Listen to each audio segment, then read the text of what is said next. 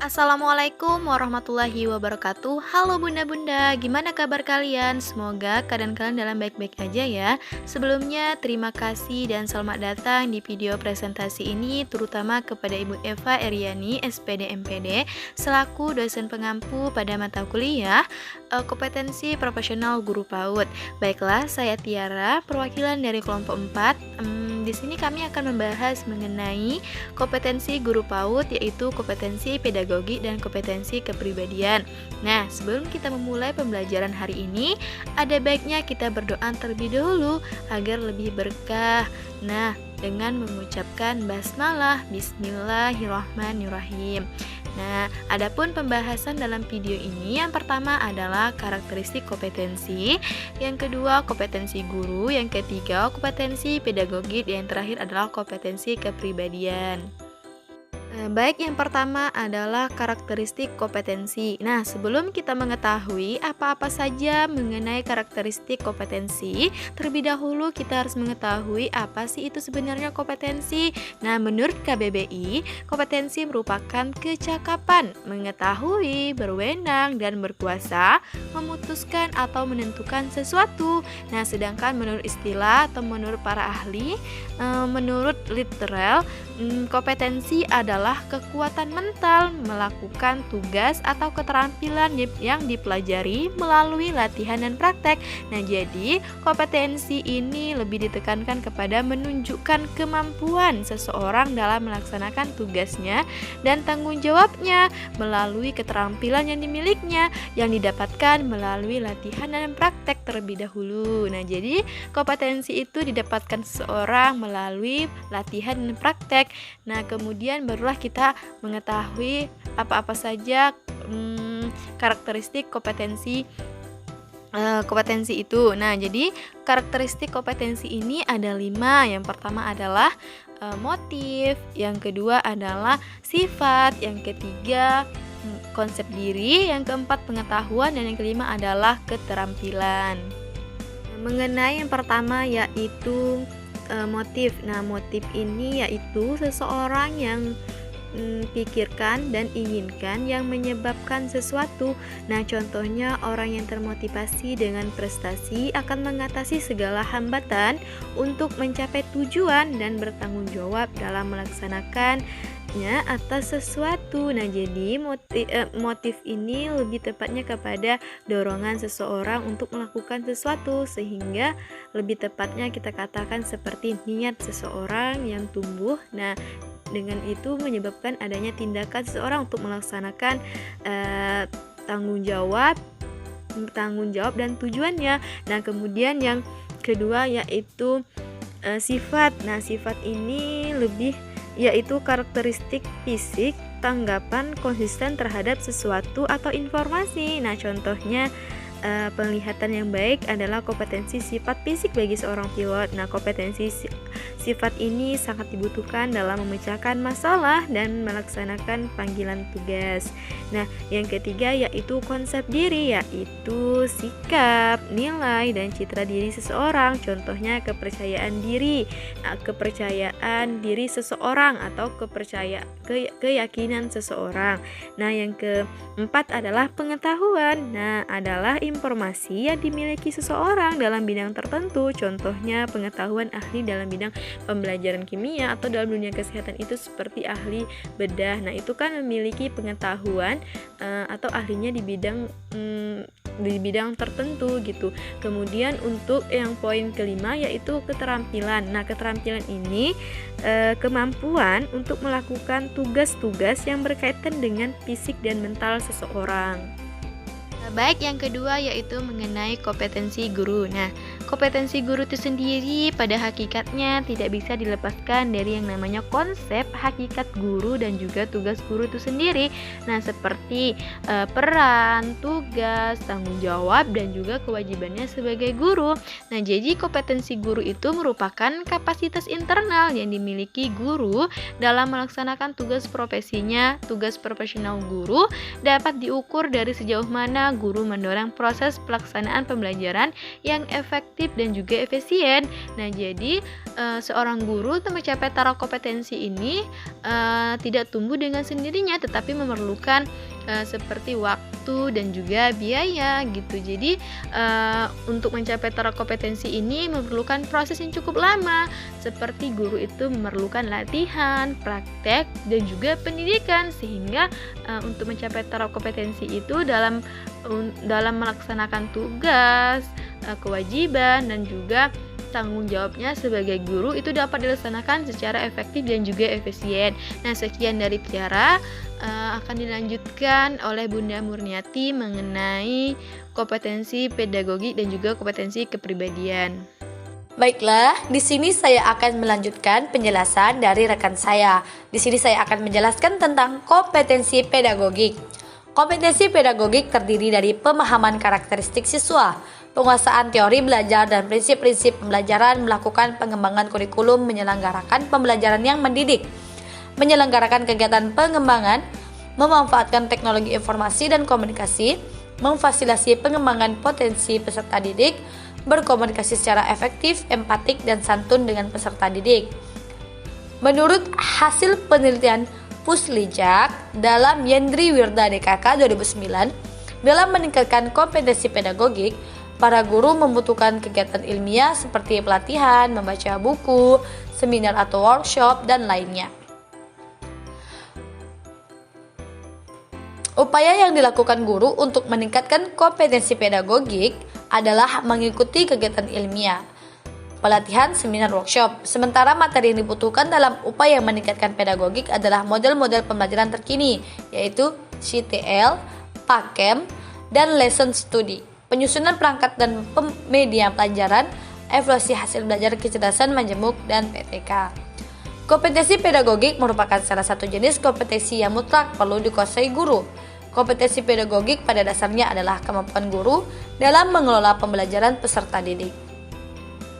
Berkaitan dengan kegiatan penilaian kinerja guru, terdapat 7 aspek dalam 45 indikator yang berkenaan penguasaan kompetensi pedagogik.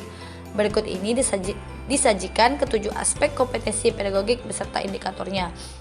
A. Menguasai karakteristik peserta didik. Guru mampu mencatat dan menggunakan informasi tentang karakteristik peserta didik untuk membantu proses pembelajaran. Karakteristik ini terkait dengan aspek fisik, intelektual, sosial, emosional, moral, dan latar belakang sosial budaya. Contohnya, guru dapat mengatur kelas untuk memberikan kesempatan belajar yang sama pada semua peserta didik dengan kelainan fisik dan kemampuan belajar yang berbeda. B. Menguasai teori belajar dan prinsip-prinsip pembelajaran yang mendidik. Guru mampu menetapkan berbagai pendekatan, strategi, metode, dan teknik pembelajaran yang mendidik secara kreatif sesuai dengan gambar kompetensi guru. Guru mampu menyesuaikan metode pembelajaran yang sesuai dengan karakteristik peserta didik dan memotivasi mereka untuk belajar. Contohnya, guru dapat menjelaskan alasan pelaksanaan kegiatan atau aktivitas yang dilakukannya, baik yang sesuai maupun yang berbeda dengan rencana terkait keberhasilan pembelajaran. C. Pengembangan kurikulum. Guru mampu menyusun silabus sesuai dengan tujuan terpenting kurikulum dan menggunakan RPP sesuai dengan tujuan dan lingkungan pembelajaran. Guru mampu memilih, menyusun, dan menata materi pembelajaran yang sesuai dengan kebutuhan peserta didik. Contoh, guru dapat menyusun silabus yang sesuai dengan kurikulum. D. Kegiatan pembelajaran yang mendidik. Guru mampu menyusun dan melaksanakan rancangan pembelajaran yang mendidik secara lengkap. Jika guru mampu menyusun dan menggunakan berbagai materi pembelajaran dan sumber belajar sesuai dengan karakteristik peserta didik. Jika relevan, guru memanfaatkan teknologi informasi komunikasi atau TIK untuk kepentingan pembelajaran. Contoh, guru melaksanakan aktivitas pembelajaran yang bertujuan untuk membantu proses belajar peserta didik, bukan untuk menguji sehingga membuat peserta didik merasa tertekan. Kita masuk kompetensi kepribadian. Kompetensi kepribadian merupakan kompetensi pertama dari 5 standar kompetensi yang harus dimiliki oleh setiap sekolah di Indonesia. Kepribadian menjadi landasan bagi kepemimpinan karena kepribadian merupakan serangkaian karakteristik yang dinamis, dan terorganisasi yang dimiliki oleh seorang pemimpin yang secara unik mempengaruhi kognisi, motivasi, tingkah laku, kepemimpinan orang tersebut. Guru yang menguasai kompetensi kepribadian akan sangat membantu upaya pengembangan karakter siswa. Pribadi guru memiliki andil yang sangat besar terhadap keberhasilan pendidikan khususnya dalam kegiatan pembelajaran. Pribadi guru juga sangat berperan dalam membentuk pribadi peserta didik, termasuk mencontoh pribadi gurunya dalam membentuk pribadinya. Sangat dibutuhkan oleh peserta didik dalam proses pembentukan pribadinya. Kompetensi kepribadian memiliki peran dan fungsi yang sangat penting dalam membentuk kepribadian anak, guna menyiapkan dan mengembangkan sumber daya manusia, serta mensejahterakan masyarakat, kemajuan negara, dan bangsa pada umumnya. Kompetensi kepribadian adalah salah satu kemampuan yang sangat dibutuhkan guru dalam melaksanakan tugas keguruannya. Seorang guru yang memiliki kompetensi kepribadian meniscayakan dirinya memiliki kecenderungan dan bakat untuk menjadi guru, sehingga ia pun akan selalu memiliki sikap optimisme dalam pekerjaannya sebagai guru.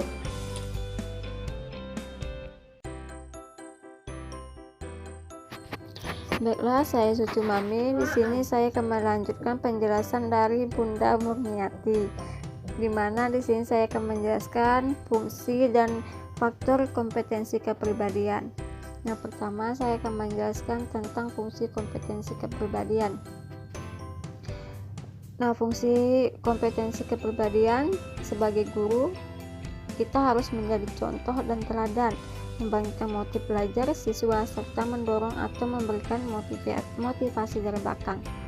Dalam arti, kita sebagai seorang guru dituntut melalui sikap dan perbuatan menjadikan dirinya pola panutan dan ikutan orang-orang yang dipimpinnya. Dalam hal ini, siswa di sekolahnya juga sebagai seorang guru, kita dituntut harus mampu membangkitkan semangat berswakarsa dan berkreasi pada orang-orang yang dibimbingnya, serta harus mampu mendorong orang-orang yang diasuhnya agar berani berjalan di depan dan sanggup bertanggung jawab. Sebagaimana yang dikemukakan oleh Ki Hajar Dewantoro dalam sistem amongnya, yaitu guru harus ing ngarso sung tulodo, ing madyo mangun karso tut huri handayani, yang mana artinya bahwa guru harus menjadi contoh dan teladan, membangkitkan motif belajar siswa, serta mendorong atau memberikan motivasi dari belakang. Dalam arti, kita sebagai seorang guru dituntut melalui sikap dan perbuatan menjadikan dirinya pola panutan dan ikutan orang-orang yang dipimpinnya. Guru bukan hanya pengajar, pelatih, dan pembimbing, tetapi juga sebagai cermin tempat subjek didik dapat berkaca dalam relasi interpersonal antar guru dan subjek didik. Tercipta situasi didik yang memungkinkan subjek didik dapat belajar menerapkan nilai-nilai menjadi contoh dan memberi contoh. Dan selanjutnya, faktor-faktor mempengaruhi kompetensi kepribadian. Menurut Monks DKK 1990, ada beberapa faktor yang mempengaruhi kompetensi interpersonal, yaitu yang pertama, umur atau kematangan seseorang, yaitu konformisme sebagai semakin besar dengan bertambahnya usia. Yang kedua, status ekonomi akan mempengaruhi kepribadian, karena bila seseorang memiliki status ekonomi yang mapan, maka rasa nyaman dan percaya diri akan tumbuh. Ketiga, motivasi diri. Dengan adanya dorongan untuk memiliki status seperti inilah yang akan menyebabkan seseorang berinteraksi dengan orang lain. Individu akan menemukan kekuatan dalam mempertahankan dirinya di dalam lingkungan sosial. Yang keempat, keadaan keluarga dan lingkungan, di mana suasana rumah yang sangat tidak nyaman dan tekanan dari orang tua akan membentuk sebuah karakter individu dalam berinteraksi dengan lingkungan. Dan yang terakhir yaitu pendidikan, di mana pendidikan tinggi adalah salah satu faktor dalam interaksi teman sebaya, karena orang yang berpendidikan tinggi mempunyai wawasan dan pengetahuan yang luas yang mendukung dalam pergaulannya. Baiklah, sampai di sini penjelasan saya, dan penjelasan selanjutnya akan dijelaskan oleh Bunda Miss Dayanti. Baiklah, di sini saya akan melanjutkan penjelasan dari Bunda Suci Umami, yaitu kompetensi kepribadian yang harus dimiliki guru. Yang pertama, kepribadian yang mantap, stabil, dan dewasa. Yang kedua, disiplin, arif, dan berwibawa. Yang ketiga, menjadi teladan bagi peserta didik. Yang keempat, berakhlak mulia. Yang kelima, menarik. Yang pertama, kepribadian yang mantap, stabil, dan dewasa, artinya agar dapat melaksanakan tugasnya dengan baik, profesional, dan dapat dipertanggungjawabkan. Yang kedua, disiplin, arif, dan berwibawa, artinya penting membina disiplin peserta didik melalui pribadi guru yang disiplin, arif, dan berwibawa. Yang ketiga, menjadi teladan bagi peserta didik. Guru profesional harus memiliki semua sisi kehidupan yang patut diteladani, yaitu teladan bagi peserta didik, orang tua murid, keluarga, dan masyarakat sekeliling. Yang keempat, berakhlak mulia. Guru harus berakhlak mulia karena ia adalah seorang penasehat bagi peserta didik. Yang kelima, menarik. Guru perlu menampilkan diri dengan ciri-ciri yang dapat diteladani, seperti pemilihan pakaian, make up yang sederhana, kebersihan tubuh, perhiasan, kerapian, penggunaan minyak wangi, dan gaya rambut. Semua itu menjadi contoh model bagi para pelajar. Baiklah, sampai di sini dulu penjelasan saya, dan akan dilanjutkan oleh Bunda Tiara. Itulah tadi penjelasan dari kelompok kami mengenai kompetensi guru PAUD, yaitu kompetensi pedagogi dan kompetensi kepribadian. Semoga video ini bermanfaat dan tentunya bisa menambah wawasan. Saya akhiri, wassalamualaikum warahmatullahi wabarakatuh. See you next time.